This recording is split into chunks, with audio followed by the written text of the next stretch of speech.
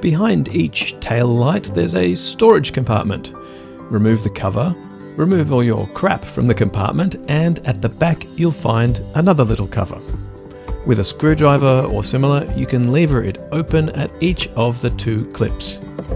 Now, this is a bit hard to film and do at the same time, but if you reach inside you can access each of the lamps, combined stop tail at the top, beneath that reverse and then indicator. The plastic lamp housing is secured with a bayonet type fitting, so it just needs about a quarter turn anti-clockwise and then it will come out. Probably best not to pull it by the wires as I've done if possible. Then the lamp simply pulls out of the holder. Head to your local auto parts store and ask for the relevant lamp. Just need a stop tail like that, please.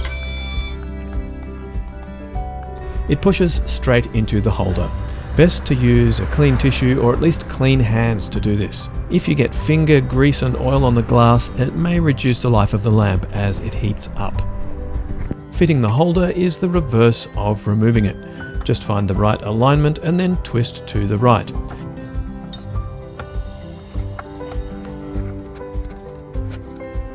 Check if it's secure.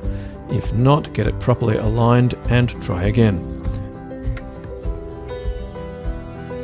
A little tug to make sure it's not going anywhere. Again, probably best not to do this by the wire ideally.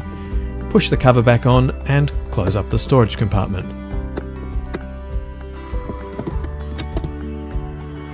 Finally, give it a test, which is when you discover the other side also needed replacing, in which case, go back to step 1.